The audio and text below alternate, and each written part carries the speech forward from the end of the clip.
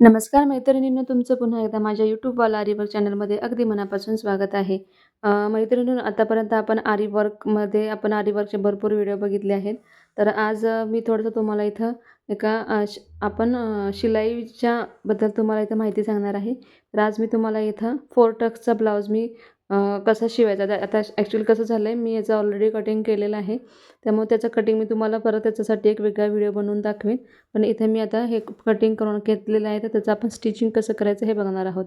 इथे बघू शकता तुम्ही 4 टक्सचं आपण मार्किंग पण केलेलं आहे.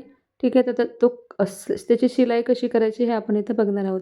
हे मी तुम्हाला फक्त एक जस्ट आपलं तुम्हाला लक्षात यावं म्हणून मी तुम्हाला हे दाखवते. तुम्हाला डिटेलमध्ये पूर्ण मी तुम्हाला याचा व्हिडिओ चला मग बघूयात आता आपण. आता आधी आपण इथं बॅक नेक करून घेणार आहोत. तर आता मी तुम्हाला एक गोष्ट सांगते. ही जी हा जो ब्लाऊज आहे हा 36 चेस्टचा आहे, म्हणजे 36 छाती आहे. आणि त्याच्यासाठी फक्त मी काय केलेलं आहे की इथं 80 सेंटीमीटरचा हा कॉटनचा 2x2 मधला ब्लाऊज घेतलेला आहे. तर मी का दाखवते, तर काही ताईंचा कसा प्रॉब्लेम असतो की ब्लाऊज म्हणजे माप जास्त असतं आणि ब्लाऊज कमी असल्यामुळे त्यात ब्लाऊज बसत नाही. तर अशा वेळेसुद्धा तुम्ही त्याच्यामध्ये ब्लाऊज कसं तयार करू शकता हे तुम्हाला इथं मी दाखवण्याचा प्रयत्न करत आहे. तर इथं बघा आता काय झालेलं आहे, ही जी खालची जी पट्टी असते आपल्या ब्लाऊजची जोडायला, योकपट्टी त्याला म्हणतात. तर ती पट्टी त्याच्या जे माझ्याकडं पीस होतं त्याच्यामध्ये बसत नव्हती. तर मी जसं तुम्ही बघितलं आता मी शिलाई मारली, तर ते आपण अर्धे-अर्धे पार्ट करून ती आपण शिलाई मारून घेतलेली आहे. तर याच्यामध्ये थोडे-थोडे कापडाचा यूज करून आपण हा पूर्ण ब्लाऊज कसा तयार करायचा हे आपण इथं बघणार आहोत. तर आता इथं याला अस्तराच्या ब्लाऊजला पाठीमागून अजून एक अशीच सेम पट्टी लागणार आहे, पण आपल्याकडे तसा ब्लाऊज नाही म्हणून आपण इथं छोट्या-छोट्या अशा लहान पट्ट्या काढलेल्या आहेत आणि त्याला आपण जॉईन करून घेणार आहोत. ठीक आहे. तर त्याच्या अगोदर इथं आपण बघणार आहोत. हा मी पाठीमागचा बॅकनेक तयार करून घेतलेला आहे. फक्त त्याचा बॅक मी कट केलेला नाही आहे. इथे मी दोन्ही टक्स दिलेले आहेत. 4.5 ह्याच्यावर लांबीवरती आणि 4.5च्या उंचीवरती असे मी टक्स घेतलेले आहेत. तर आता आपण हे ज्या योकपट्टी आहे त्याला हे कसं जोडायचं ते बघूयात. तर सुरुवातीला लक्षात ठेवायचं, दोन्ही बाजूला मार्क करून घ्यायचं चॉकने, म्हणजे कुठल्या ह्याला आपण करायचं हे आपल्या लक्षात येतं. नाही तर कधी-कधी काय होतं, आपलं दोन्ही पण एकाच साईडला येतं आणि मग ते जोडताना प्रॉब्लेम येतो. तर त्यासाठी ती नेहमी आठवणीने काळजी घ्यायची आपली शिवताना. आता माझ्याकडे हे डबल योकपट्टी नव्हती, कारण ते कापड कमी असल्याकारणाने मी त्याच्यामध्ये 2च योकपट्ट्या काढलेल्या होत्या. तिथे मला 4 योकपट्ट्या हव्या होत्या. मग मी त्याच्यातच थोडासा असा कापडाचा तुकडा घेऊन आता हे पूर्ण असं करत आहे. तर मग तुम्ही तसंही करू शकता. जर का तुमच्याकडे कापड अवेलेबल नसेल, तर तुम्ही अशा प्रकारे तिथं शिलाई मारून बनवू शकता. तर हा व्हिडिओ बनवण्याच्या मागचा हेतू हाच की आज जर का तुमच्याकडं कमी म्हणजे सेंटीमीटरचा पीस असेल तर त्याच्या आणि मेजरमेंट जर जास्त असेल, तर अशा वेळेस तुम्ही कसं करू शकता, म्हणजे तुम्ही ब्लाऊज त्याच्यामध्ये कसं बसवू शकता, ह्यासाठीच आपण हा व्हिडिओ बघणार आहे. तर इथे बघू शकता आपण त्याला ती जी छोटी पट्टी होती ती आपण आता त्याला जॉईन करून घेत आहोत.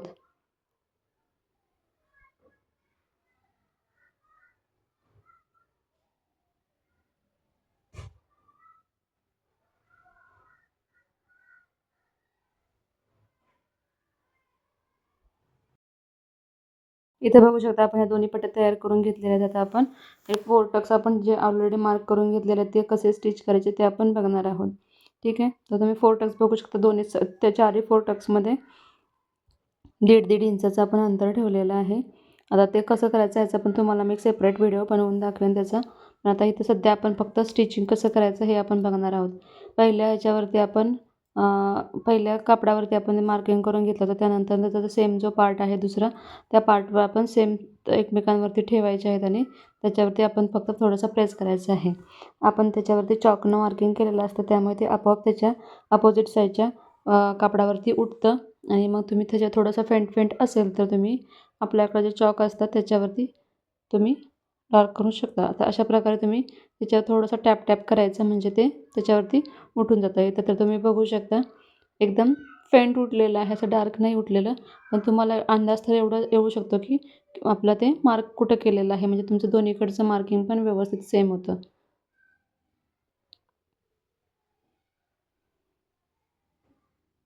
चॉकनं परत ते आपण डार्क करून घेऊ शकतो.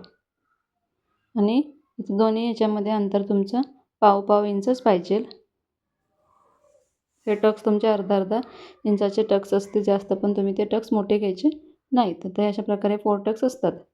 म्हणूनच त्याला 4 टक्सचा ब्लाऊज म्हणतात. हा एकदम सिंपल ब्लाऊज आहे. त्याच्यामध्ये काही तुम्हाला असे अवघड असं वाटण्यासारखं काही नाही. तुम्ही सहज पहिल्या वेळेस तुम्ही जर का व्यवस्थित बघितलं तर सहज तुम्ही हा ब्लाऊज शिवू शकता. बघा, आपण दोन्ही मार्किंग करून घेतलेले आहेत. आपण त्याला टक्स मारून घेणार आहोत. दोन्ही दोन्ही पार्टचे आपण टक्स कंप्लीट करून घेणार आहोत. तर सुरुवातीला बघायचं, हा जो खालचा टक्स आहे तो टक्स व्यवस्थित पकडायचा.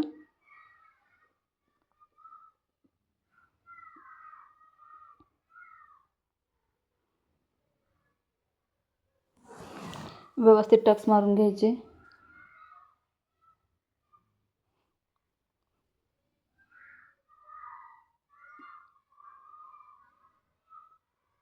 आणि लॉक करताना पण व्यवस्थित करायचं. म्हणजे जर का तुमचा धागा एखाद्या साईडून जर का लॉक निघाला तर ते मग तुमची पूर्ण शिलाई उसवून जाते. त्यासाठी त्याच्यावरती डबल टॅप करून ते तुम्ही लॉक करून घ्यायला विसरायचं नाही. तर जसं आपण हा टक्स केलेला आहे, शिलाई केलेला आहे, तसेच बाकीचे राहिलेले टक्ससुद्धा आपण लॉक करून घेणार आहोत.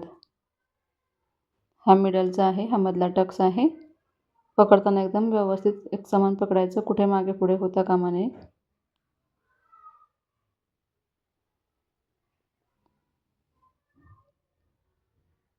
बघा, तुम्हाला लक्षात येईल अशा पद्धतीनेच आपण करत आहोत.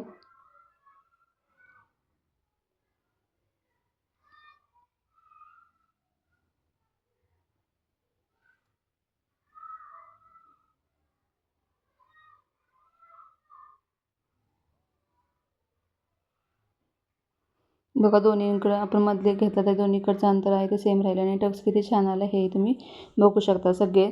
आणि लक्षात ठेवायचं नेहमी, तुमचा जो चारी बाजूने ज्यावेळेस तुम्ही टक्स घेता त्यानंतर मधला जो भाग आहे तो फुगीर भाग आला पाहिजे. त्यानंतर तुमचा ब्लाऊज एकदम सुंदर दिसतो. घातल्यानंतरसुद्धा त्याला एक वेगळाच लूक येतो, फुगीरपणा येतो. त्यामुळे घालतानासुद्धा ब्लाऊज उठूनच दिसतो. त्यामुळं ते लक्षात ठेवायचं, आपले टक्स करताना व्यवस्थित आले पाहिजे, जेणेकरून मधला भाग जो आहे तो व्यवस्थित आला पाहिजे. त्याच्यावर तुमचा पूर्ण ब्लाऊज डिपेंड असतो. त्यामुळे ती एक गोष्ट काळजीपूर्वक करायची. तर ह्या बाकीचे जे टक्स आहेत आणि जो दुसरा पार्ट आहे तो पण आता आपण इथं पूर्ण असा कंप्लीट करून घेणार आहोत. इथे बघू शकता, हा जो आपला 4 टक्स कंप्लीट झालेले आहेत. आता असाच आपला हा जो दुसरा पार्ट आहे हा देखील आपण पूर्ण असा कंप्लीट करून घेणार आहोत. त्यानंतरनं आता जी आपली योकपट्टी होती ती योकपट्टी आपण आता याला जोडायची आहे. तर योकपट्टी कशी जोडायची हे पण तुम्ही बघा. एक योकपट्टीचं जिथून आपण कट केलेली तो भाग आणि आपण जिथं टक्स दिले त्याचा भाग ते एकमेकांवरती ठेवायचे, मागे पुढे ठेवायचे नाहीत. त्या दोघांची टोके एकमेकाला जोडतील अशीच ठेवायची.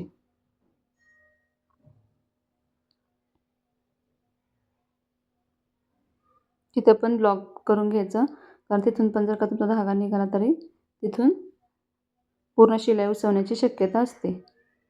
त्यामुळे तिथं काळजीपूर्वक तुम्ही व्यवस्थित करायचं.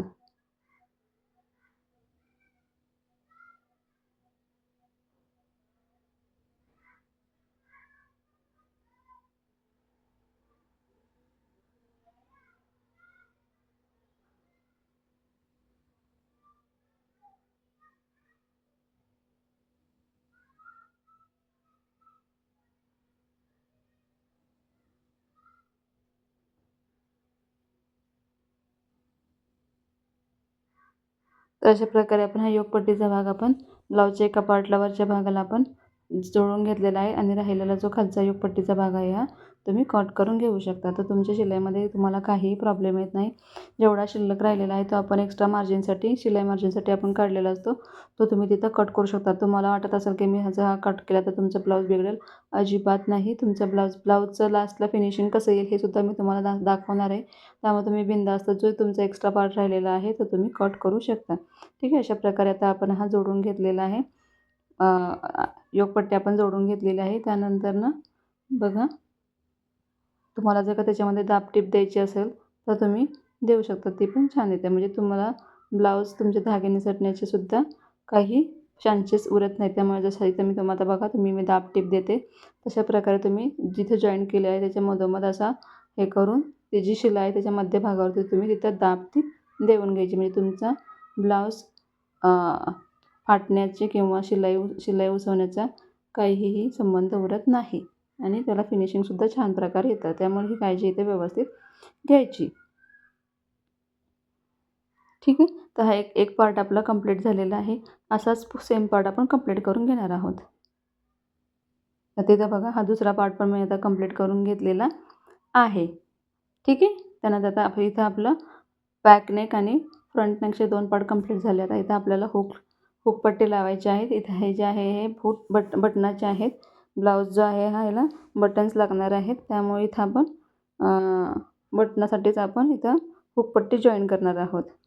तर इथं तर जास्त जसं तुम्हाला सांगितलं जास्त कापड नव्हतं आपल्याकडे, त्यामुळे आपण थोडे कापड एकत्र करून आपण अशा प्रकारचे लाईन्स काढल्या होत्या तेवढ्याच, आणि त्याच्या ह्यानंच आपण इथं हुकपट्टी तयार करणार आहोत. हे जवळजवळ 1 सेंटीमीटरची हुकपट्टी असेल. तुम्हाला ह्याच्यासाठी 1.5 सेंटीमीटरची लागते. जर 1 मीटरची असेल तर तुम्ही ते वापरू शकता, किंवा 1.5 ते 2 सेंटीमीटरची तुम्ही हुकपट्टीसाठी वापर करू शकता. त्याने तुमचं हुकपट्टी छान होते. ठीक आहे. तर अशा प्रकारे आता इथं आपण हुकपट्टी तयार करत आहोत.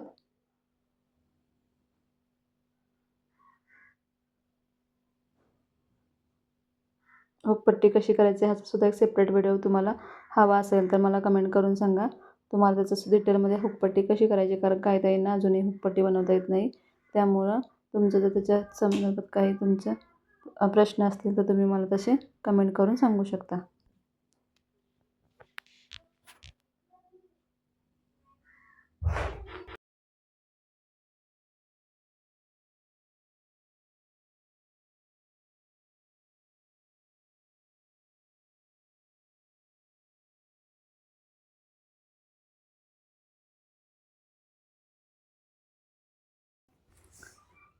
आता इथे तुम्हाला जर का हुकपट्टी करायची असेल तर तुम्ही बघू शकता कशी केलेली आहे. ही बाहेरची हुकपट्टी इथं आपण 2 हुकपट्ट्या करून घेणार आहोत बटनसाठी.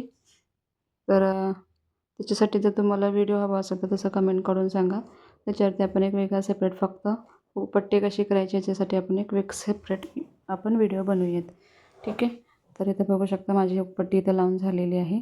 आता आपण असे त्याच्यावरती एक दाबटीप देऊन घेणार आहोत. दाबटीप महत्त्वाची असते, म्हणजेच जेव्हा तुम्ही ब्लाऊजचे हुक लावत असता तेव्हा ते निघत नाही, आणि तुम्ही जास्त दिवस कारण काही ब्लाऊजचं कसं असतं डायरेक्ट त्याच्यातून हुक बाहेर केलं त्याला ताण बसला की ती शिलाई उसवून जाते. ठीक आहे. तर इथं बघा आपल्या इथं हुकपट्टी लावून झालेली आहे. अशाच प्रकारे आपण दुसऱ्या साईडची पण आपण हुकपट्टी काजपट्टी त्याला म्हणतात, एक हुकपट्टी आणि काजीपट्टी, तर ते पण आपण इथं कंप्लीट करून घेणार आहोत.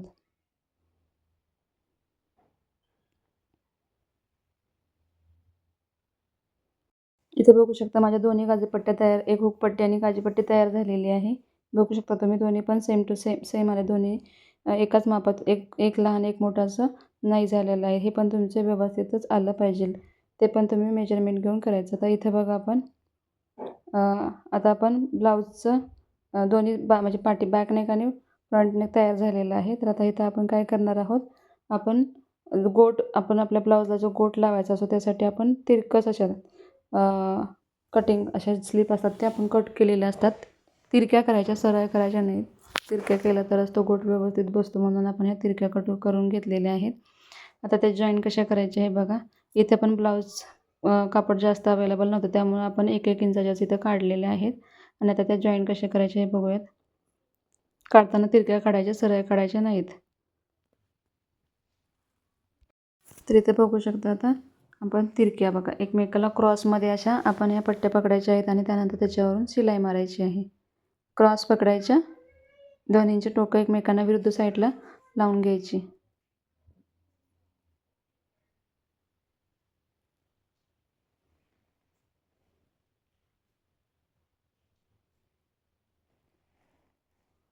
त्यानंतर त्याच्यावरून परत ते उघडून त्याच्यानंतर एक दाबटीप द्यायची, म्हणजेच ते शिलाई पहिली जी शिलाई असते ती निघत नाही. अशा प्रकारे आपण हे पूर्ण क्रॉसमध्येच आपण ह्या सगळ्या पट्ट्या जॉईन करून घेणार आहोत बॅक नेकसाठी. म्हणजे हा पूर्ण ब्लाऊजला गोट लावण्यासाठी तुम्ही अशा प्रकारे पट्ट्या काढून त्या एकमेकांना जोडून घ्यायच्या आहेत.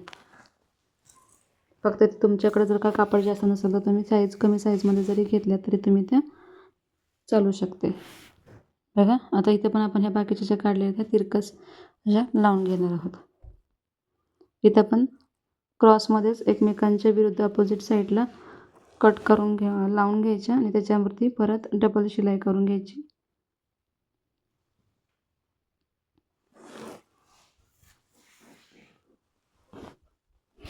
प्रकारे आपली पट्टी कंप्लीट झालेली आहे. तुम्हाला अजून पट्ट्या तिथे जॉईन करायच्या असतील तर तुम्ही करू शकता. एक साधारणतः 4-5 पट्ट्या लागतात त्याच्यामध्ये. तर तुम्ही तशा प्रकारे एकमेकांना जॉईन करून घेऊ शकता. ठीक आहे. तर आता मी ही पट्टी तयार केलेली आहे. माझ्याकडे अजून 1-2 तुकडे शिल्लक आहेत. पण आता आपण बघूयात की आपल्या ब्लाऊजला किती किती लागते ते गोटसाठी किती पट्टी लागते.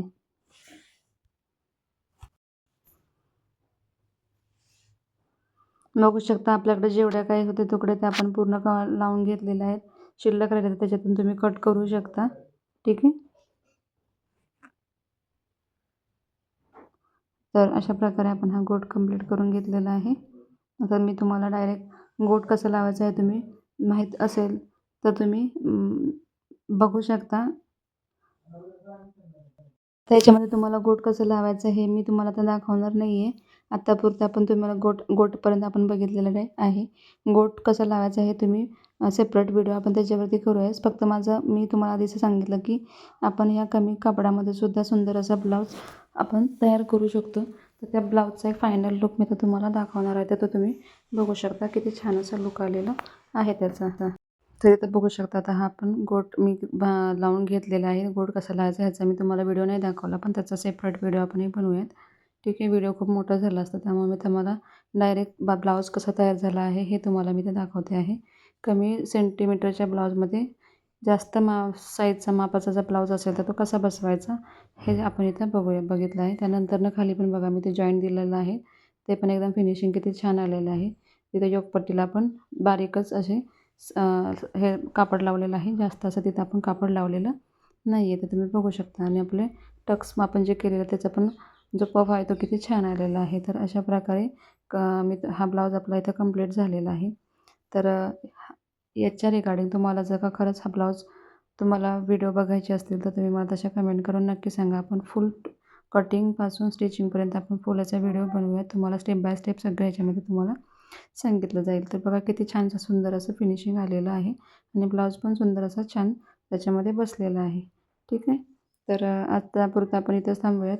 तुम्हाला व्हिडिओ आवडल्यास व्हिडिओला नक्कीच लाईक करा, शेअर करा आणि जर तुम्हाला आता ह्याच्यामध्ये जर अजून काही चेंजेस हवे असतील, तुम्हाला जर काही वेगवेगळे अजून टिप्स हवे असतील तर मला नक्की कमेंट करून सांगा. धन्यवाद.